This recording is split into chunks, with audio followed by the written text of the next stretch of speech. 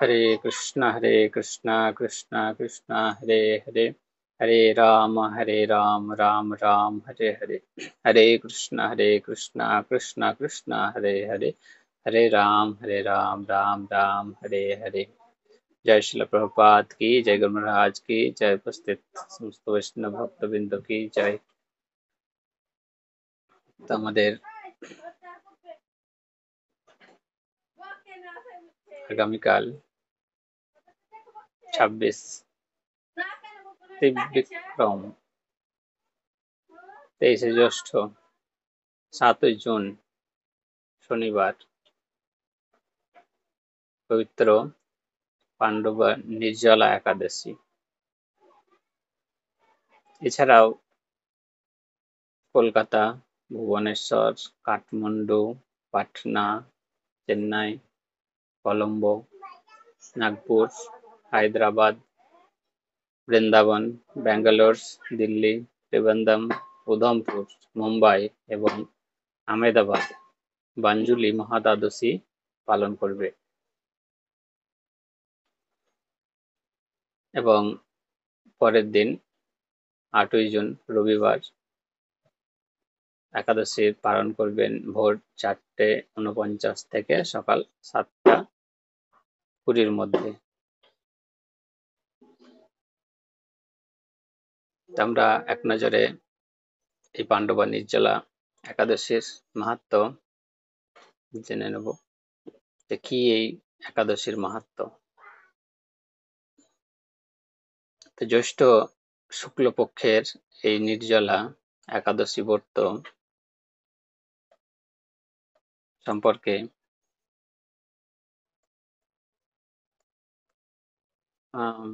ব্রহ্মবৈবর্ত পুরাণে শ্রী ভীষ্মসেন ব্যাস সংবাদে বর্ণিত আছে। মহারাজ যুধিষ্ঠির বললেন, হে জনার্দন, আমি অপরা একাদশীর সমস্ত মাহাত্ম্য শ্রবণ করলাম। এখন জ্যৈষ্ঠ শুক্লপক্ষের একাদশীর নাম ও মাহাত্ম্য কৃপা পূর্বক আমার কাছে বর্ণনা করুন।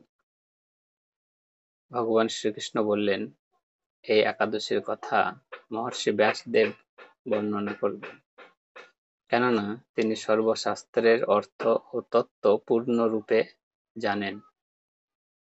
রাজা যুধিষ্ঠির ব্যাসদেবকে বললেন, হে মহর্ষি দ্বৈপায়ন, আমি মানুষের লৌকিক ধর্ম এবং কাণ্ডজ্ঞানের বিষয়ে অনেক শ্রবণ করেছি। আপনি যথাযথভাবে ভক্তি বিষয়ে নিয়ে কিছু ধর্মকথা এখন আমায় বর্ণনা করুন। শ্রী ব্যাসদেব বললেন, হে মহারাজ, তুমি যেসব ধর্মকথা শুনেছ, এই কলিযুগের মানুষের পক্ষে সে সমস্ত পালন করা অত্যন্ত কঠিন, যা সুখে সামান্য খরচে অল্প কষ্টে সম্পাদন করা যায়, অথচ মহাফল প্রদান করে এবং সমস্ত শাস্ত্রের সারস্বরূপ। সেই ধর্মই কলিযুগে মানুষের পক্ষে করা শ্রেয়। সেই ধর্মকথা এখন আপনার কাছে বলছি। উভয় পক্ষের একাদশীর দিনে ভোজন না করে উপবাস ব্রত করবে। দ্বাদশীর দিনে স্নান করে সূচিবদ্ধ হয়ে নিত্যকৃত্য সমাপনের পর শ্রীকৃষ্ণের অর্চন করবে। এরপর ব্রাহ্মণদের প্রসাদ ভোজন করাবে। অশৌচাদিতেও এই ব্রত কখনো ত্যাগ করবে না। যে সকল ব্যক্তি স্বর্গে যেতে চায় তাদের সারা জীবন এই ব্রত পালন করা উচিত। হরি বল।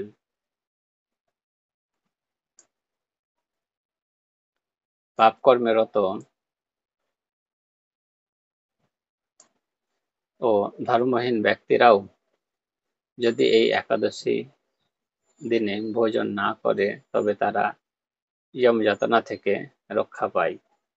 শ্রী ব্যাসদেবের এসব কথা শুনে গদাধর ভীমসেন অশ্বত্থ পাতার মতো কাঁপতে কাঁপতে বলতে লাগলেন, হে মহাবুদ্ধি পিতামহ, মাতা কুন্তি, দ্রৌপদী, ভ্রাতা যুধিষ্ঠির, অর্জুন, নকুল ও সহদেব এরা কেউই একাদশীর দিনে ভোজন করে না। আমাকেও অন্ন গ্রহণ করতে নিষেধ করে, কিন্তু দুঃসাহস ক্ষুধা যন্ত্রণার জন্য আমি উপবাস করতে পারি না।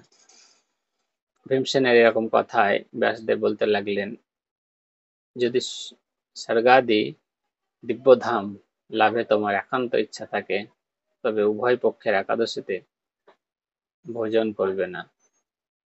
তদুত্তরে ভীমসেন বললেন, আমার নিবেদন এই যে, উপবাস তো দূরের কথা, দিনে একবার ভোজন করে থাকাও আমার পক্ষে অসম্ভব। কারণ আমার উদরে বৃক নামে অগ্নি রয়েছে, ভোজন না করলে কিছুতেই সে শান্ত হয় না। তাই প্রতিটি একাদশী পালনে আমি একেবারে অপরাগ। আমরা জানি বিকদর বলা হয় ভীমকে, কেন বলা হয় এখানে বুঝতে পারলাম। বৃক নামক অগ্নি রয়েছে, তার জন্য তিনি কোন উপবাসই পালন করতে পারে না। হে মহর্ষি, বছরে একটি মাত্র একাদশী পালন করে যাতে আমি দিব্যধাম লাভ করতে পারি, এরকম কোন একাদশীর কথা আমাকে নিশ্চয় করে বলুন। তখন ব্যাসদেব বললেন, জ্যৈষ্ঠ মাসের শুক্লপক্ষের একাদশীর তিথিতে জলপান পর্যন্ত না করে উপবাস, মানে সম্পূর্ণ উপবাস থাকবে, তবে আচমনে দোষ হবে না। ওই দিন অন্নাদি গ্রহণ করলে ব্রত ভঙ্গ হয়। একাদশীর দিন সূর্যোদয় থেকে দ্বাদশীর দিন সূর্যাস্ত পর্যন্ত জলপান বর্জন করলে অনায়াসে 12টি একাদশীর ফল লাভ হয়। হরি বল। বছরের অন্যান্য একাদশী পালনে অজান্তে যদি কখনো ব্রত ভঙ্গ হয়ে যায়, তাহলে এই একটি মাত্র একাদশী পালনে সেই সব দোষ দূর হয়। দ্বাদশীর দিনে ব্রহ্ম মুহূর্তে স্নান আদি কার্য সমাপ্ত করে শ্রীহরির পূজা করবে। সদাচারী ব্রাহ্মণদের বস্ত্রাদি দান সহ ভোজন করিয়ে আত্মীয় স্বজন সঙ্গে নিয়ে ভোজন করবে।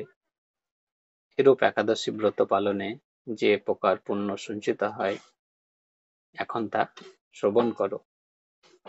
সারা বছরের সমস্ত একাদশীর ফলই এই একটি মাত্র ব্রত উপবাসে লাভ করা যায়।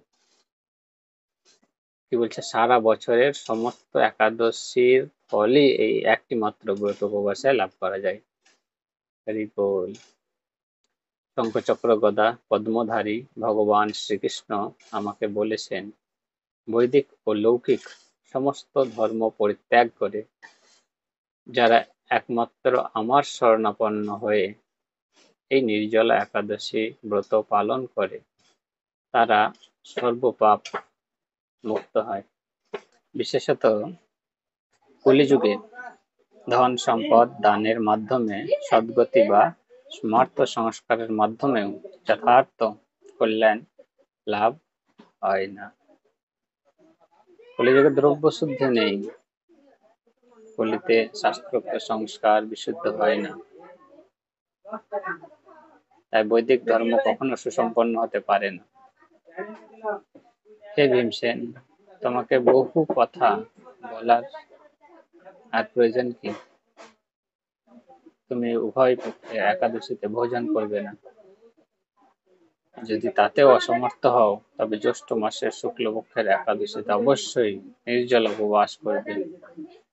এই একাদশী ব্রত ধন ধান্য ও পুণ্য দায়িনী। যমদূত যোগগণ এই ব্রত পালনকারীকে মৃত্যুর পর স্পর্শ করতে পারে না। পক্ষান্তরে বিষ্ণুদূতগণ তাকে বিষ্ণুলোকে নিয়ে যান। শ্রী ভীমসেনের ওই দিন থেকে নির্জলা একাদশী পালন করতে থাকায় এই একাদশী পাণ্ডব বা নির্জলা বা ভীম সেনী একাদশী নামে প্রসিদ্ধ হয়েছে। এই নির্জলা একাদশীতে পবিত্র তীর্থের স্নান, দান, জপ, কীর্তন ইত্যাদি যা কিছু মানুষ করে তা অক্ষয় হয়ে যায়। যে ব্যক্তি ভক্তি সহকারে এই একাদশী মাহাত্ম্য পাঠ ও শ্রবণ করেন তিনি বৈকুণ্ঠ ধাম প্রাপ্ত হন। হরি বল। হরে কৃষ্ণ কৃষ্ণ কৃষ্ণ হরে হরে, হরে রাম রাম রাম হরে হরে। জয় শিল প্রভুপাদ কি জয়, গুরু মহারাজ কি জয়, পাণ্ডবা निर्जला एकादशी की जय, भीमसेनी एकादशी की जय। गौर चैतन्य प्रेमानंदे हरि हरि बोल। ভালো থাকবেন, সুস্থ থাকবেন, কৃষ্ণ ভাবনাময় হয়ে থাকবেন।